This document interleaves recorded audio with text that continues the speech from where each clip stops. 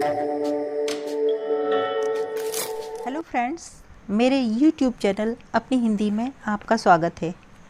इससे पहले वाले वीडियो में मैंने पद परिचय जब आपको पढ़ा रही थी तो उसमें मैंने आपको शब्द भेद बताए थे।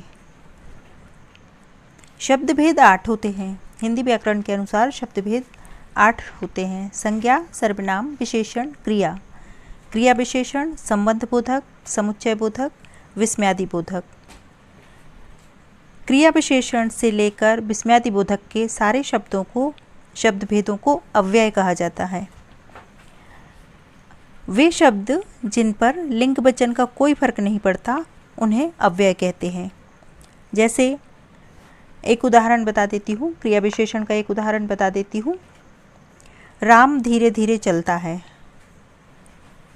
इसमें धीरे धीरे क्रिया विशेषण है। अब दूसरा उदाहरण, सीता धीरे धीरे चलती है। तो धीरे धीरे जो क्रिया विशेषण है, इस पर राम, सीता, इससे कोई फर्क नहीं पड़ा। एक वचन, बहुवचन, लिंग, कुछ का भी इस पर प्रभाव नहीं पड़ता। इन्हीं शब्दों को अव्यय कहा जाता है। आज इसी में से मैं विस्मयादि बोधक और उसके बाद निपात के बारे में आपको बताऊंगी। जो अव्यय हर्ष, शोक, आश्चर्य, संबोधन तथा तिरस्कार आदि के मन के भावों को प्रकट करते हैं, उन्हें विस्मयादि बोधक अव्यय कहते हैं। विस्मयादि बोधक विस्मय शब्द से बना हुआ है। विस्मय का अर्थ है आश्चर्य। कुछ उदाहरण बताऊंगी। आह, कितना सुंदर कारुणिक दृश्य है। आहा, कितना सुंदर नज़ारा है। शाबाश, तुमने तो माता पिता का नाम उज्जवल कर दिया। हे भगवान, ये क्या हो गया। वाह वाह, क्या बात है। छी छी, कितना गंदा काम किया। अब आपको इसमें स्पष्ट हो गया होगा कि कुछ शब्द विस्मयादि बोधक अव्यय का काम कर रहे हैं। जैसे आह, आहा, शाबाश, हे भगवान, वाह वाह, छी छी। ये सारे विस्मयादि बोधक हैं क्योंकि ये अनेक भावों को व्यक्त कर रहे हैं। आह शोक को प्रकट कर रहा है, आहा प्रसन्नता को। इस तरह से ये अलग भाव को प्रकट करने के कारण विस्मयादि बोधक अव्यय हुए। विस्मयादि बोधक शब्दों के साथ विस्मय का चिन्ह लगता है। एक सीधा डंडा, उसके नीचे बिंदु, उसे विस्मयादि बोधक चिन्ह कहा जाता है। व्यक्त होने वाले भावों के आधार पर विस्मयादि बोधक अव्यय के कुछ अलग अलग भेद होते हैं। हर्षबोधक, विस्मयादि बोधक, शोक बोधक, घृणा बोधक। हर्ष का मतलब होता है खुशी, विस्मय का मतलब आश्चर्य, शोक मीन्स दुख और घृणा मीन्स नफरत। तो इनके आधार पर हम कुछ शब्द स्पष्ट करेंगे। हर्षबोधक के अंतर्गत ओह, आहा, वाह वाह, शाबाश, ये शब्द आएंगे। विस्मयादि बोधक अरे राम, हे राम, ऐ, ओहो, काश। शोक बोधक हाय, हा हा, बाप रे, त्राही त्राही। घृणा बोधक छी छी छी, अरे धिक। इस तरह के शब्द विस्मयादि बोधक अव्यय के अंतर्गत आते हैं। अगला बताऊंगी मैं आपको निपात।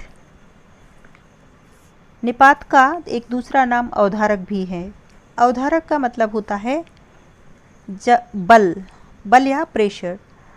हिंदी में ऐसे अव्यय शब्द भी हैं जो वाक्य में किसी शब्द या पद के बाद लगाकर उसके अर्थ में विशेष प्रकार का बल दे देते हैं। इन्हें निपात या अवधारक या अवधारणात्मक शब्द भी कहते हैं। जैसे उदाहरण के तौर पर, वह कल ही आया है। यहाँ पर ही शब्द पर बल दिया गया है, इसलिए ये निपात हुआ। मैं विद्यालय तो गया था, तो शब्द निपात का काम करता है। वह तो जानता भर है। मैं मात्र आगरा तक गया था। भर और मात्र शब्द पर बल देने के कारण ये निपात का काम करेंगे।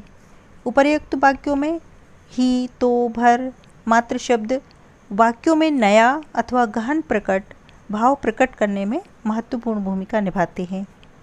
अर्थ में विशेष बल देने वाले, अब यदि निपात की परिभाषा पूछी जाए तो अर्थ में विशेष बल देने वाले अव्यय शब्दों को निपात कहते हैं।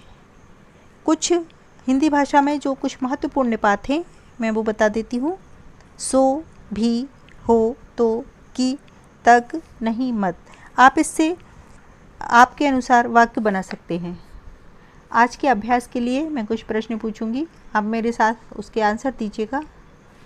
हे राम, ये क्या हो गया? इसमें से आपको विस्मयादिबोधक शब्द छांटना है। हे राम, क्या हो गया? इसका आंसर होगा हे राम। बाप रे, इतनी भयंकर घटना। इसमें से विस्मयादिबोधक शब्द छांटना है।